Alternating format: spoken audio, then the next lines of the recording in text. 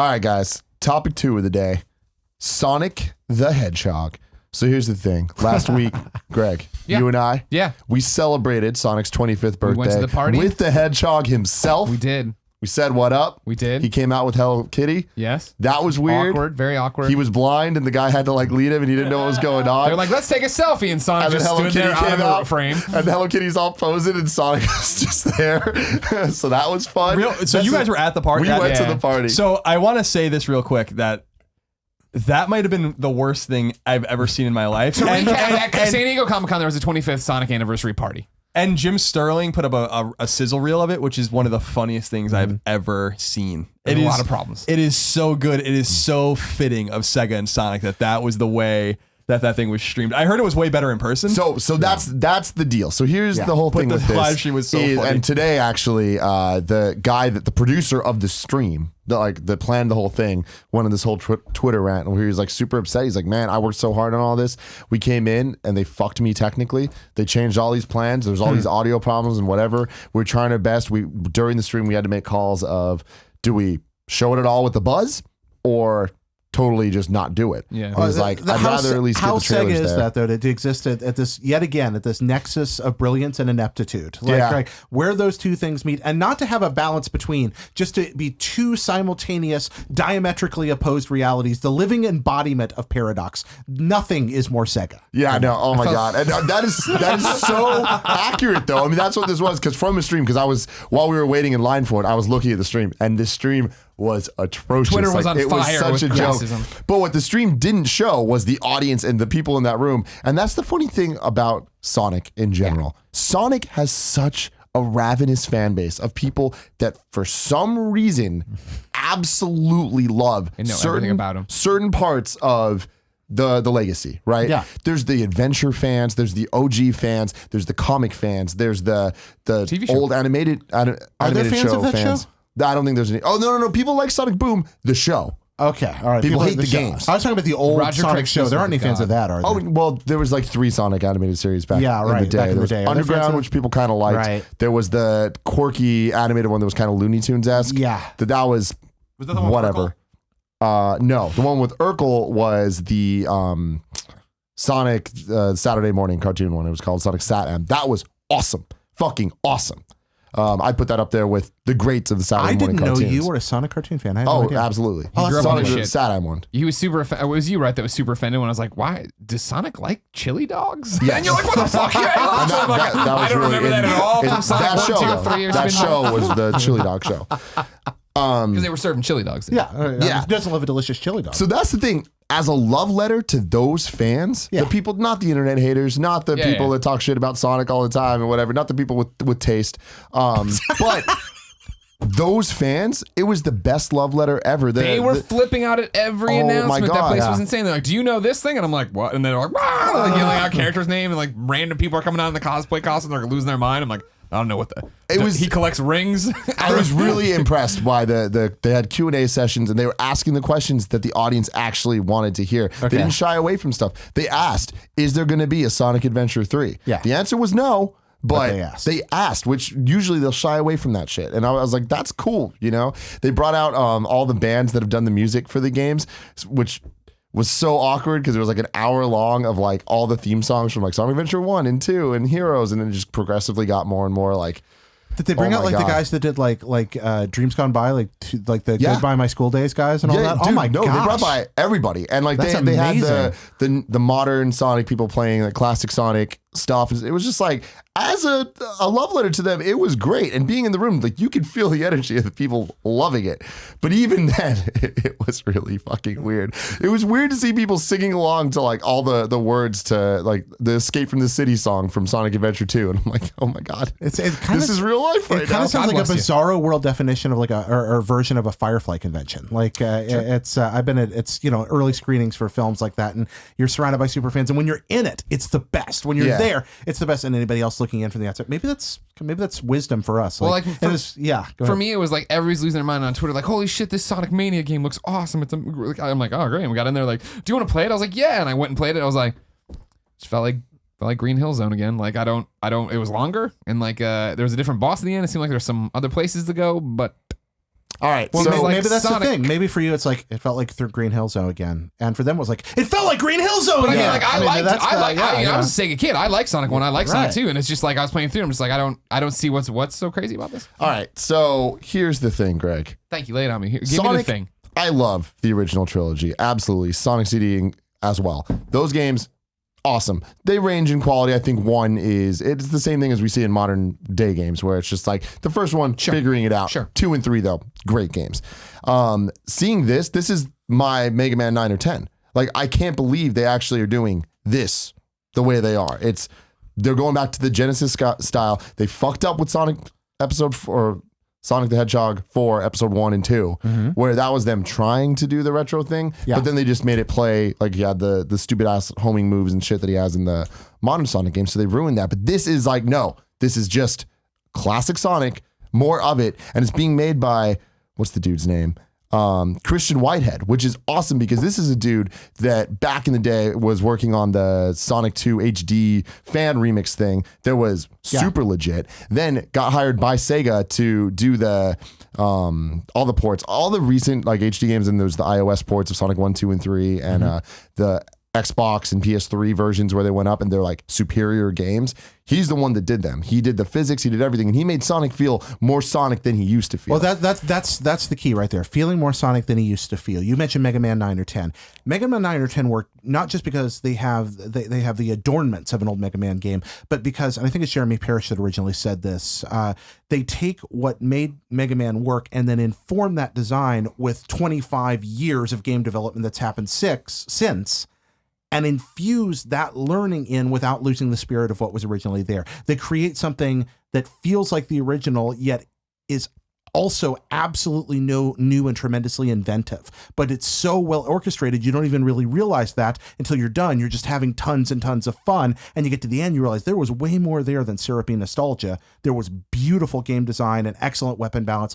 The question for these products is, the question for what's happening here is, are they going to give us what Greg said earlier, this just feels like more Green Hill Zone, or are they going to give us something that's so well designed that it's doing new things without those new things feeling invasive of the space and the aesthetic? And that's going to be what this lives or dies on, I really think. So I think that for me, when it comes to Sonic, there is I am a Sonic fan, I would say, overall, even though there's more games I dislike than games I like. The original trilogy, love those. As we go ahead, I don't like the adventure games at all. And I know that they're beloved by many, but I think that they're pretty trash. No, that's wisdom on your part. Then going forward from there, Sonic Colors was a great step in the right direction of this is fun, this is good.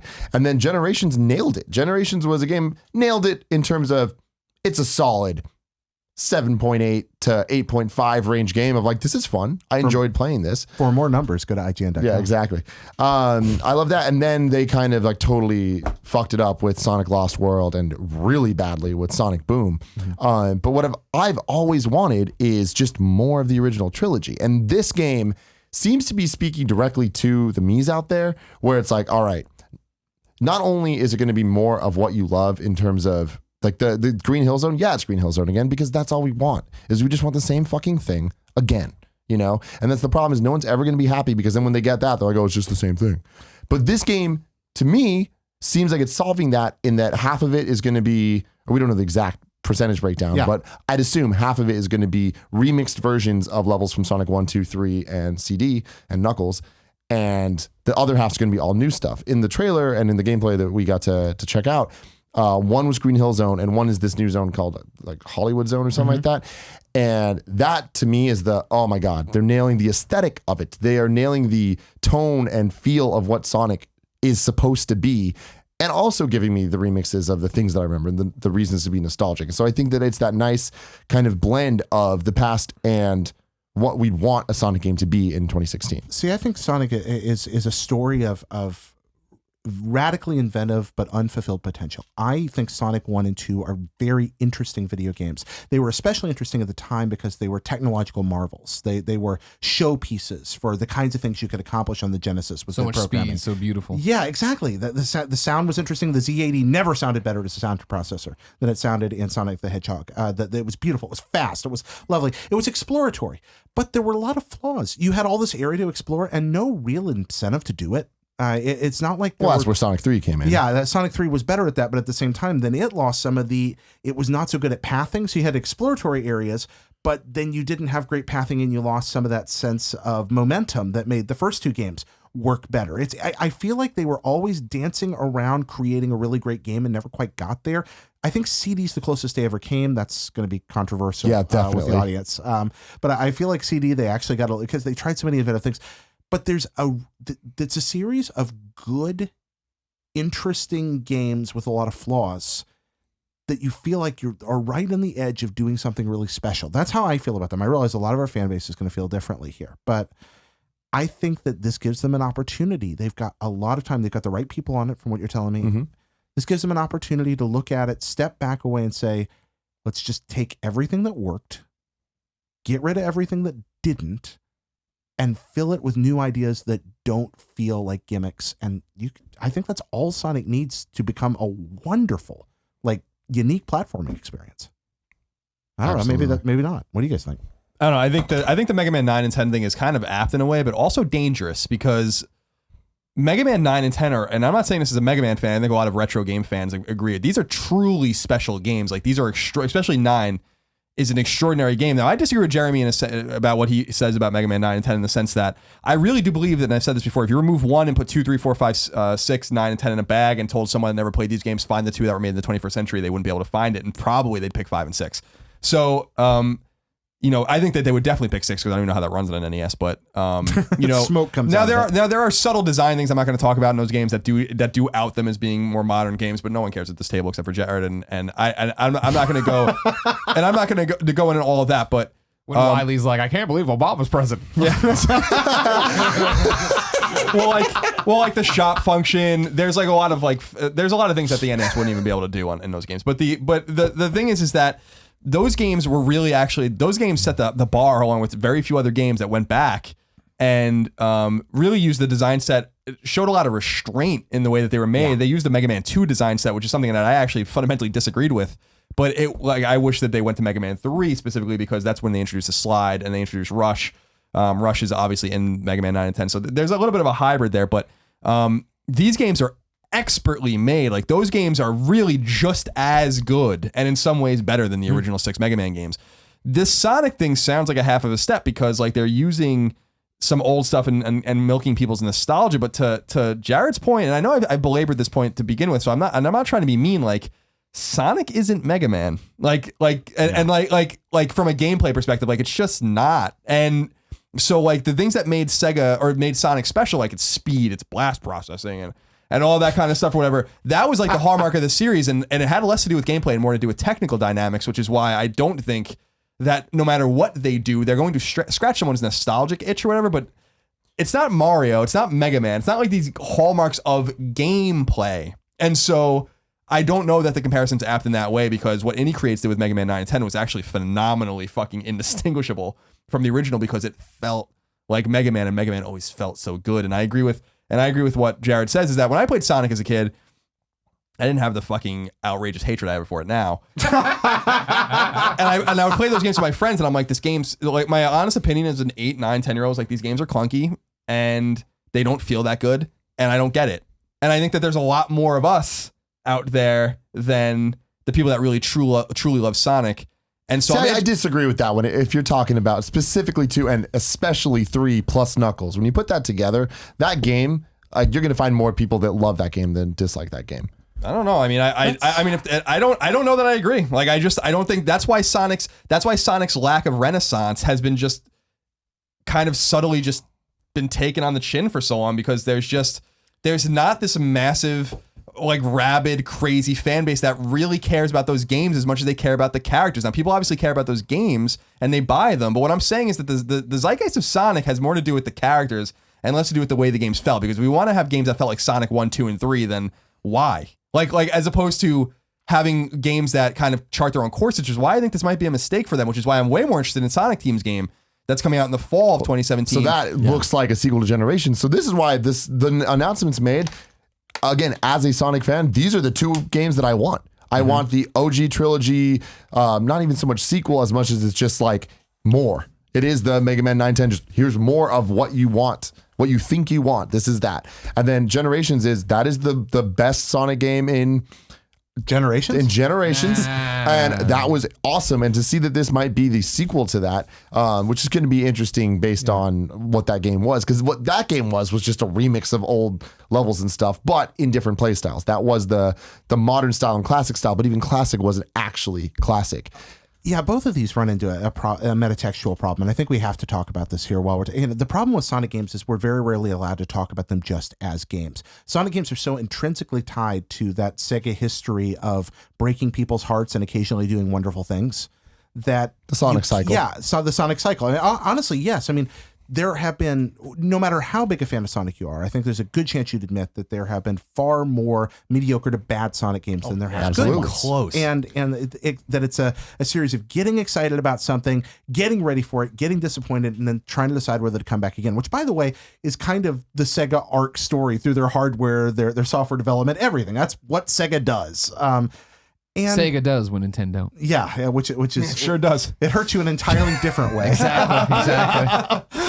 And Salts the earth so you'll never come back. And I want to be clear, Sega's done so many wonderful things, and sometimes they are so good at turning crap into gold. I mean, the you think about the Saturn, which was just an abomination. That's what drove me away. That's what broke my heart and drove me away. But there's so many good games on it, and despite that, and just like, why did you do this to me? It's overpriced. It's not well supported. But there's a dozen things on here that I just can't play anywhere else, and they're all so good. And on and on without getting on a long rant. I think that this discussion becomes problematic for people because the people listening, the people talking about this in the web right now, us here, this is never just about Sonic, the game identity. This is about, at this point, 25 years of history in corporate politics and advertising and marketing and broken dreams and flashes of brilliance.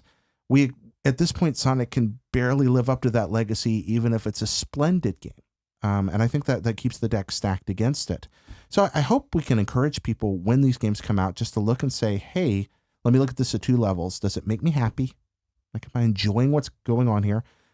And is this a well put together game that's worth buying? If you can answer those two questions honestly with yes, then Sega's done a really good thing. And if you can't, then try to extricate yourself from the history and just look at it that way and be like, well, that didn't work out, or yay, it did. I don't know. Was that too preachy? No, I think it makes sense because I agree with what you're saying in the sense that, and we've belabored this point again so much, but like people did get their old Sonic with Sonic Hedgehog 4.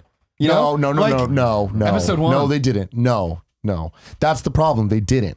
I played it, and there was like some new thing. I mean, I didn't play the whole thing, but I remember messing around with it. I'm like, I don't really feel like how this is that much different than the old Sonic games. That's like getting a Mega Man game. That's like saying Mighty Number 9 is giving you another Mega Man, where it's like, to me, I don't know too much of the difference. I don't know how Mega Man's supposed to feel to know when it feels wrong. Mm-hmm. Sonic 4, that did not feel like Sonic should feel. That felt like Sonic felt in Adventure if it was brought into a 2D world. Way more floaty, not in a controlled way, and just like this game is going to feel like the other ones did. And I think that's the biggest issue with this is that the trailers and everything for Sonic 4, I was so excited for that because they're going back and it's number 4, but we got Tony Hawk Pro Skater 5'd with that one, where it was bad. The level design sucked. The levels didn't tell a story. That's the best thing about Sonic 3 that I think is so overlooked, is that every single level segues into the next level. The story that game tells is so impressive that there's no voice acting, there's no talking, there's no text boxes even. It's just animation. They tell so much through animation, and every level, whether it's the ice zone or the sanctuaries or the floating islands and stuff, every single thing tells a story. He jumps off of this onto a plane, which brings him down to the thing. He snowboards down the mountain, goes through into the caves and all that stuff.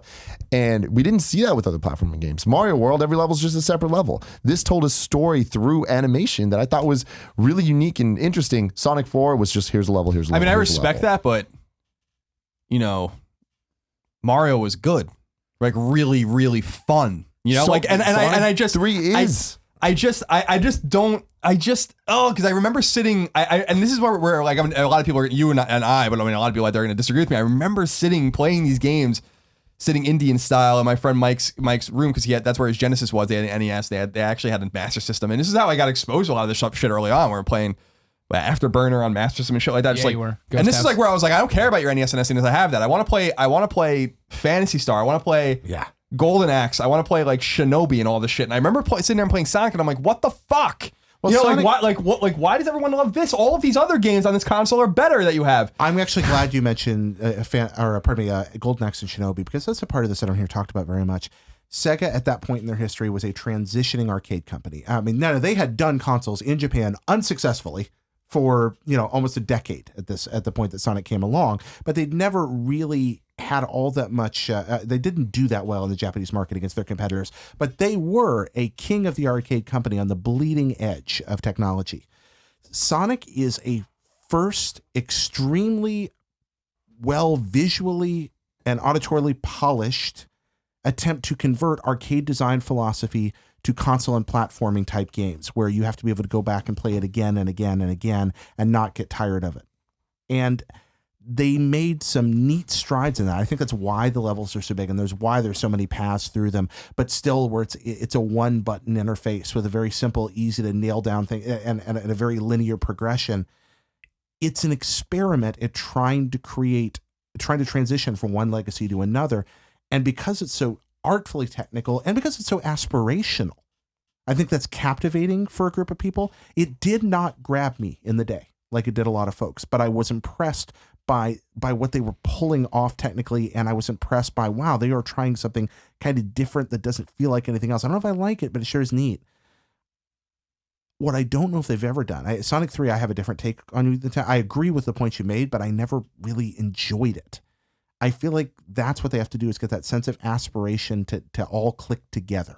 And if they do that, they'll have a fine game here. And that's what you were talking about, Mega Man, and the difference. I think that's the difference, is that Mega Man was built from the ground up to be a console game. Sonic is kind of a transformation from one design philosophy to another. And because of that, it has these beautiful, distinctive feelings, but not all of them are good. Well, I think to the point too, I think Sega's just not done Sonic any favors. Like it just won't go away. And that's a big problem. Like, since we're talking about Mega Man and Rockman, like, I don't know what the fuck Capcom's done to this guy. Like, I don't know like what they've done. They canceled all of his games and like got rid of him. But in the back of my mind, at least, I'm like, you're doing something, aren't you? You're fucking up to something over there with him. I know you are.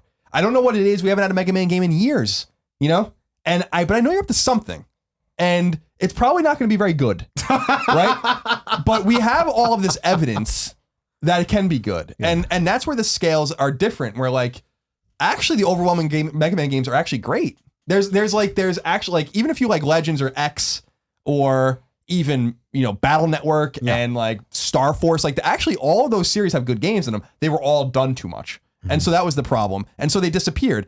I feel like Sega actually stacked the deck against Sonic in a way, no matter how good the game is, to Jared's point, because they just won't go away. They just won't stop. It's like there's a new Sonic game like all the fucking time, and like to me, it's like just, and so yeah, it seems like they're gonna get it here, but I have no faith that they're gonna get it because again, to Jared's point, like an overwhelming number of Sonic games are no better than mediocre, and a lot of them are really bad. And so it's like, why are you doing this to him? Like, no matter how I feel about Sega or Sonic, and it's pretty well known how I feel about Sonic, the fact is that as an icon, he's very important, and he deserves better than this. And I would rather Sega just disappear with this character for fucking a decade and just like let other things speak, like the other things spoke to a lot of people on Genesis. And that's the kind of the sad thing about it, is that like, and that's why I always think about the Genesis era specifically, like the contemporaries to Sonic the Hedgehog. I'm like, these games are all better. Like, Have any of you guys ever played Sega Gaga before? No. You familiar with this? Yes. No. Okay. I'm familiar with the brand. Okay, so Sega Gaga is this game that was made at the end of the Dreamcast era in Japan, never came to the States. It's an RPG, traditional, wander around, random encounters type RPG that's set in a fictional future where an evil Nintendo-like video game corporation has taken over almost the entire game space, and Sega is fighting for its life, and in a last act of desperation hires 2 Japanese children to run their company and reverse their fortunes. The game is a absolutely brilliant, hilarious, and completely self-parodying look at Sega at the end of the Dreamcast era when they're in terrible trouble, just going, oh man, we screwed up. We know it. We're sorry. We're going to try to make this better. It's also the celebration of everything they ever did right, along with this very candid, ridiculously candid self-examination of a lot of the things they've done wrong. And it works so well. You're wandering around like the corporation, beating up random programmers and encounters to like motivate them and get them to do their stuff. And you run into all these like washed up Sega characters hanging around the headquarters that are all part of this history. Sega Gaga reminds me of the fact that this is a company that has struggled for an identity like 6 different times. I mean, right now, what is Sega? It's a Sammy-owned pachinko company that also happens to have Atlas under its belt. I know, which so makes you really scared for Atlas. Yeah, I know. So, and before that, it was this transitional, hey, we're going to just make software. Oops, wow, we screwed that up. We made a lot of crap. Oh, wait, we're making some kind of good stuff now, but have we lost to it? You know, we made Colors, we made Generations, but we made a BioWare RPG. But have we lost our idea? And before that, it was we make hardware. And before that, it was the Klinsky era. We make American hardware. And they've just been so many different things in such a short period of time. That does not lead to good stewardship of a character. Nintendo, for all they drive us crazy, have been pretty consistent with the way they treat Mario or Link or Kirby or Samus or their valuable characters. Hoshino Kabi. I love Kirby. Because of what's happened outside, they have not been good stewards of Sonic. Maybe this is a signal they're going to try again, but I have a feeling that until we're going to have to get 2 good Sonic games in a row. No, that's not going to help. Discussion stops. It's over. The discussion's never going to stop. Really? Like, You don't think so? we got 2 good ones in a row. Good ones, Colors and Generations. Yeah, I guess we got you're right. those, and then they went right back to other stuff. Sonic Colors, is that the one that came out on PS2? That was Wii. Wii. Yeah. Okay. Yeah, Colors is What neat. was the one on PS2? Colors is neat. So yeah, it's like that. It's doomed completely. But like right here, here's our 2 good ones. Like I guarantee hope. these are going to be good. I guarantee that. Tim's at least guarantee, everybody. with the Project Sonic 2017 one is I want the caveat on that of if it is the Generations 2 that I think it is, it's going to be at least good. I'm a little bit worried they're going to add the Sonic Boom Sonic into it as well. So it'll be classic, modern, and boom, in which case... Does anybody want that? No, they don't. No one does. Yeah. But Who wants that? I think that what I'm interested. This is the thing is that there are very few companies in the industry that I don't trust with anything, and they're one of them. So that's why when and it goes to your point. I mean, you read and people should read there's so much interesting shit about Sega out there that people read. Console Wars is paramount amongst those things. You should absolutely read Blake Harris's Console Wars because it's a fucking fantastic book about Genesis and Nintendo. Basically SNES and Genesis and how. I've recommended this book many times, but it's one of them. It is up there with Masters of Doom and all these other books I talk about all the time. You must read it. It's a neat book. I agree. But Blake Harris, a personal friend of mine, so that should be out there as well. But I'm not shilling his book for him. I actually really love that book. That's how I met him actually. But when to your point, like to end it all, it's like when Sega got Atlas, I was like, no. Don't like, fuck this up. I would have rather Atlas. There's part of me that would rather Atlas go out of fucking business than have Sega publish those games because I know inevitably they're going to fuck that up. And when I saw Persona 5's box art have a Sega logo on it, I was like, oh. Dear God, no. The concern is that you never know how long Sega's going to be around. Sega could close tomorrow and you wouldn't be surprised. When you hear about Sega, it's always they're laying all these people off or they're launching a new Sonic game. It's like that's the terrifying fact of them taking something awesome like Atlas. Is my concern is there's going to be a story tomorrow that Sega's filed for bankruptcy and what the fuck happens there? They're closing this down. But then there's weird shit to this point. Like Creative Assembly is making Halo Wars 2, which is probably going to be fantastic. And Creative Assembly is owned by Sega, so there's all this weird shit going on with them, man, but I don't trust them at all. And so like I don't have any faith in anything they do because like where's the proof? They just fuck so much shit up. Every once in a while broken clocks right twice a day, as I said last week. Yeah. I believe you coined that turn of phrase. Yeah, I believe you did. I did. I believe you did. If I win the lottery, I'm gonna go into perpetuity. I'm gonna purchase Atlas and Treasure and just protect them forever. Just put them into a public trust. And get Quintet's library too. Oh, that's good. All right, that works. Save you're looking at your watch. I was oh my, we're probably. Oh yeah, well,